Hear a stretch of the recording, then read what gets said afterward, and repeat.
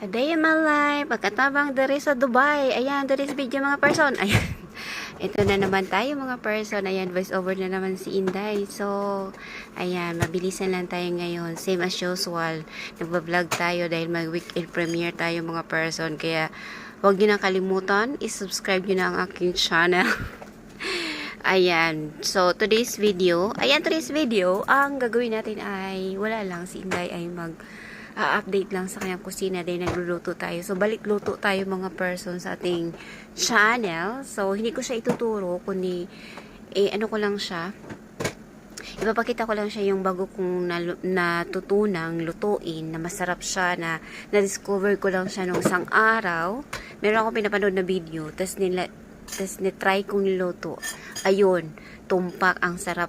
Nasarapan ng mga amo ko mga person. Kaya ito ngayon ay ating tuklasin at alamin. Hindi. Ayan, tuklasin at alamin. I-share ko sa inyo kung paano ko siya ginawa. Ito na nga. Ayan, gumawa ako ng garlic butter. So, tapos ko nang yung garlic na grill ko siya sa asin lang at yung olive oil. So, nag-grill ko siya ng 10 minutes. So, naluto na siya. Ayan. Sobrang init yan mga person. Hindi ko siya mahawakan. Kinukutsara-kutsara ko na lang siya dahil hindi ko talaga siya yung nakikita ko sa mga content na i-press na nila sa kanilang mga kamay. Ayun. So, ito na nga. Hindi ako makapaghawak. Dahil kasi takot ako sa mainit mga person. Kahit nga kumakain ako, hindi ako gusto kumakain na mainit. Ayan. Nilagay ko na siya sa blender. Ayan. Tsura naman intay.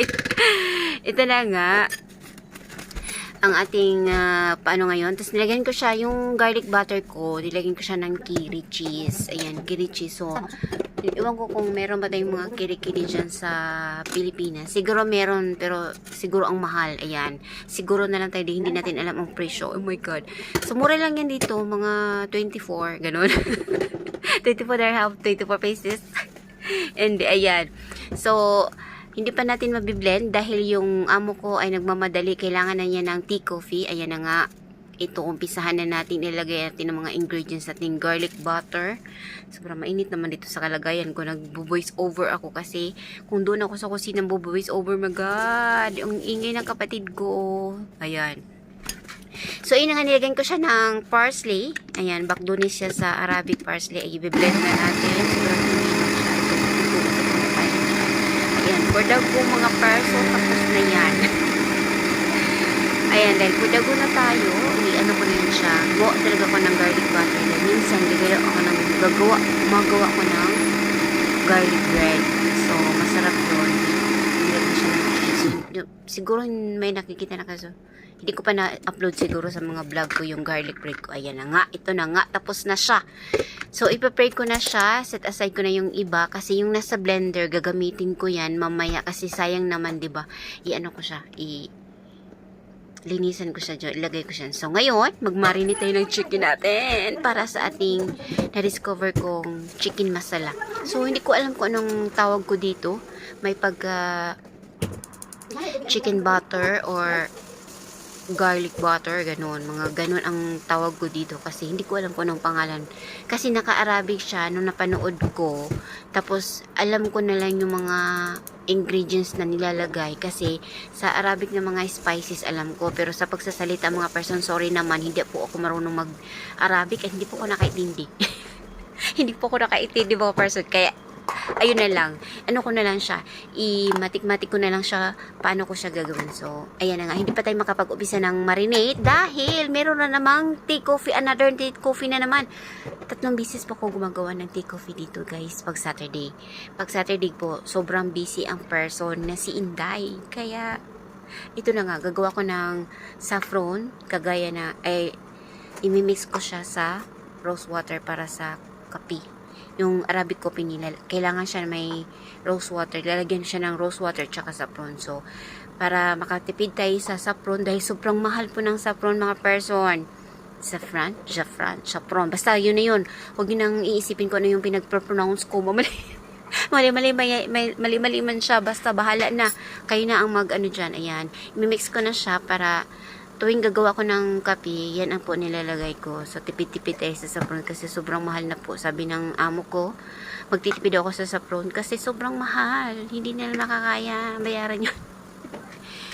So, ito na nga, saan na si Inday? Ito na nga siya, magmamarinate na tayo sa ating chicken para sa aking garlic chicken. Ayan, garlic chicken masala. So, hindi ko alam kung anong pangalan. Ako na lang nagpapangalan yan. O, diba? The best talaga si Inday. So, for the go, ito na nga. Saan na ba si Inday? Hindi siya makaumpisa dahil ang dami pong advertisement sa buhay ni Inday habang nagmamarinate. Hindi po siya talaga siya makapag-ano. So, ito na nga mga person. Umpisahan na natin. Talagang sure na talaga to. Tatarin ko na talaga ang manok. Dahil ihiwa-hiwain ko na. Para na ako na. Ayan, para makita nyo kung paano ko siya tatarin. Ayan, gumugulo yung kapatid ko. Hindi ko naintindihan kung paano ba ang pinagsasabi ko.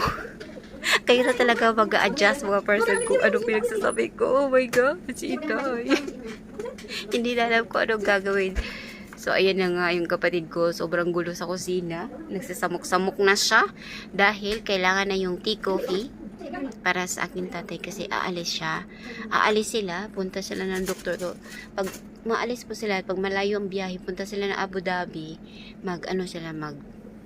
Take away talaga yan sila ng coffee and tea. Dahil yan lang ang life nila. Mabubusog na sila sa coffee and tea para pagbalik nila, alas 3 ng hapon dito sa Dubai time is magla-lunch na naman sila. Kaya ayun. So ito na nga.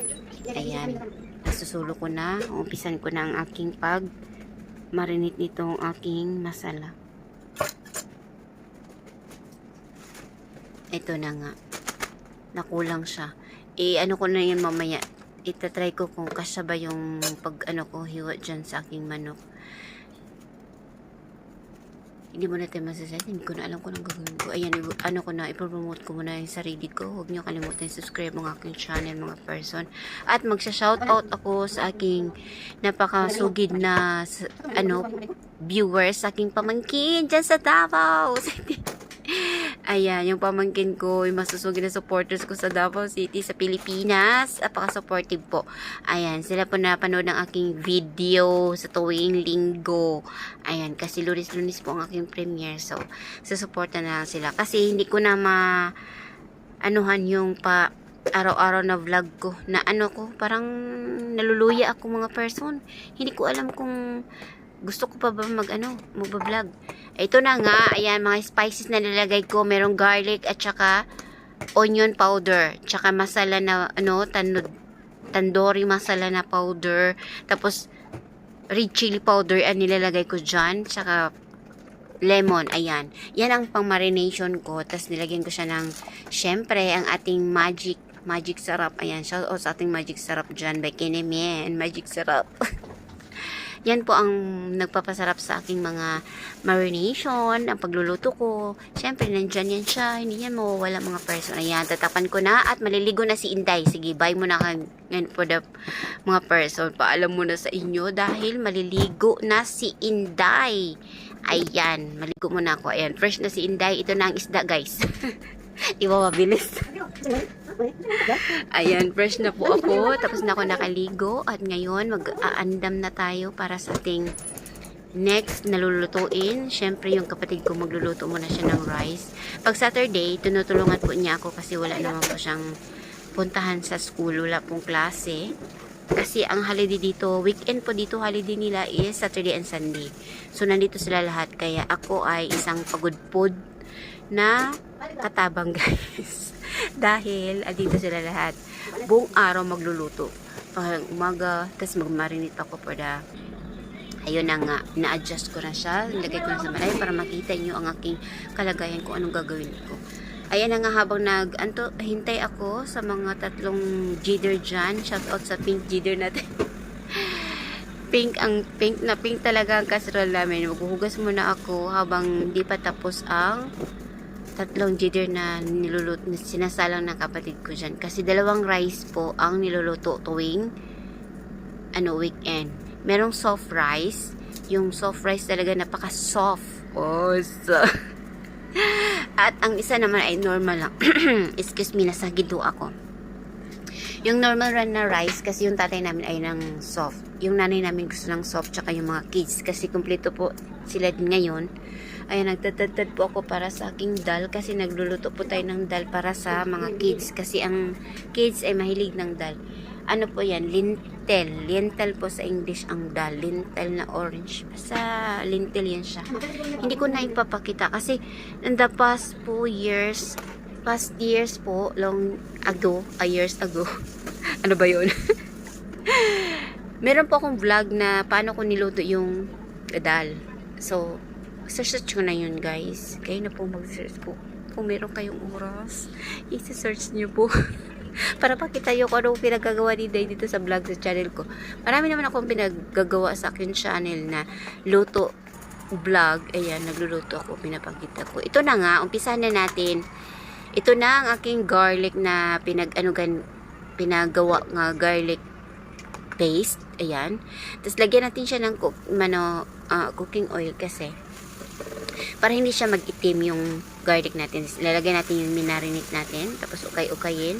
Tapos, mag-ukay-ukay. Takpan konti. Takpan ba? Hindi ko na alam. So, ayan.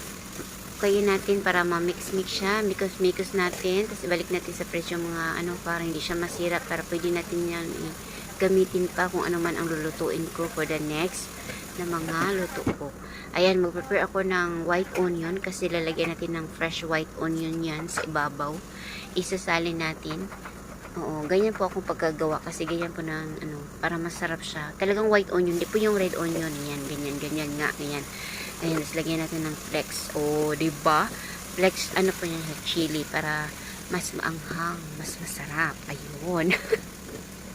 Mahilig po sila sa maanghang dito. Masarap po talaga pag maanghang. Nilagyan ko siya ng ganitong paste, yung tandoori paste, at saka cream. Cook cream sa pero sa atin, parang Nestle cream, parang ganon. Cream lang nilalagay ko para mas masarap talaga ang luto natin. Yan po ang mga pasarap ko na panluto. Yan po ang nilalagay ko mga person. Para sa tuwing luto ko ay gusto naman nila. Lahat ng mga niluluto ko, gusto naman nila.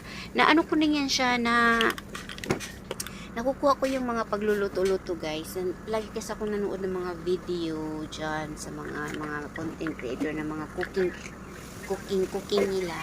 Ayan. Tapos, ko na siya. Hindi lahat, pinapalo-palo ko paano nila ginawa. May ko, iba yung pagkagawa ko. Pero ang paglasa talaga, mga person, ang importante dyan yung panglasa. Kung makukuha mo siya. So, ito na nga, para medyo kunting red siya. Nilagyan ko pala siya ng pangkulay. Yun, naglagay ako ng coloring, food coloring yan siya. Red food coloring. Ayan. So, ito na nga, patapos na. Yan na po ang resulta. Ganyan po siya ang paggawa. Ayan, bye. Salamat sa mga nanood.